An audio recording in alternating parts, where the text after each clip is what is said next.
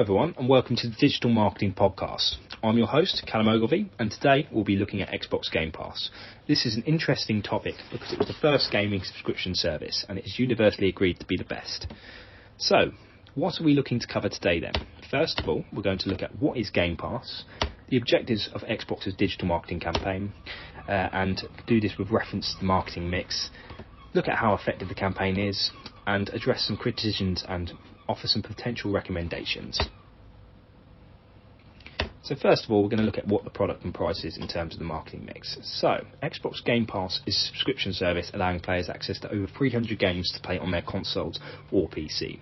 The service can be used on the Xbox One as well as Xbox Series S and X family of consoles as well as PCs. There are actually two different services made available. So there's Xbox Gamepass for PC and console, priced at £7.99 per month, and this allows access to a library of over 300 games. There's also Xbox Gamepass Ultimate, priced at £10.99 a month, which gives access to multiplayer offerings as well as additional discounts and more games to play on the platform. So, what are Xbox's marketing objectives? First of all, one could be to give people more access to the greatest games through Game Pass, increase conversion rate by having more players subscribe to the platform, further increase conversions by having more players subscribe to monthly and weekly newsletters, and one thing that is important to note is hardware sales of new consoles is not an objective Xbox is currently pursuing, despite the incredibly successful launch of the Series S and X consoles in 2020. So, who are the people? Well, in this case, it would be customers. Who are Xbox's customers? First of all, 58% of Xbox owners are male. The average age of an Xbox owner is 33, with 56% of gamers living with a spouse or partner. The majority of these have a household income between $50,000 and $100,000, and this can be broken down further into three types of Xbox gamers specifically. So first of all, there's Xbox experts, who spend most of their time and money on Xbox and PC, and these are classed as more hardcore gamers. There are then contenders who play competitive multiplayer games with customization and achievements available, and there's soloists who prefer single player games, and they tend to be a bit more of a casual audience.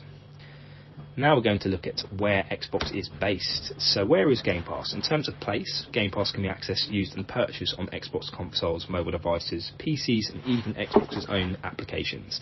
Some good examples of search engine optimization on the right, as it gives many purchase options and not just ones from Xbox. So for example, online you can buy gift cards and online vouchers for cheaper prices, and these are actually the first things that come up on the Google homepage. And there's also in terms of physical evidence, so this could be a physical gift card, an email confirming subscription, and the access to hundreds of games on the platform. In terms of process, Xbox Game Pass can be purchased easily on consoles, PC and via gift cards in shops. Game Pass itself is very user friendly and customers can download games without even being on their Xbox. It's very simple to download a game from the catalogue and play it after it is installed. And the user interface actually recommends different games to different customers, and it's very easy and simple to use. So, in terms of promotion then, as we can see here, there's examples of emails and newsletters getting sent out to the customer about new games being added to the platform, which may entice customers to return or resubscribe or subscribe for the first time when new games get added. This could be an example of a conversion rate, so signing up for various newsletters about the latest games being added to the platform and new deals.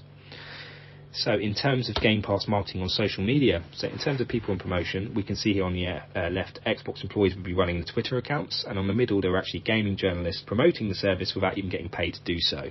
And you can see as well, Xbox is also engaging with EA, another games publisher, on Twitter about new games being added to the platform. So this sort of social interaction may spark interest in potential customers about new services and games being added.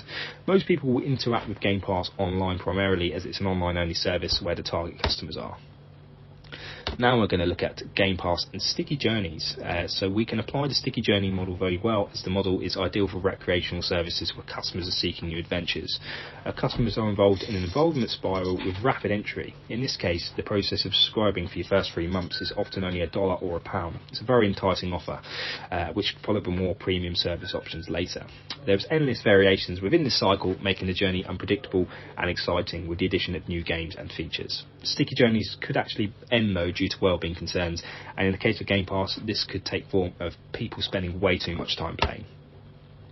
So, how effective is the campaign? Well, Game Pass subscribers play 40% more games across 30% more genres.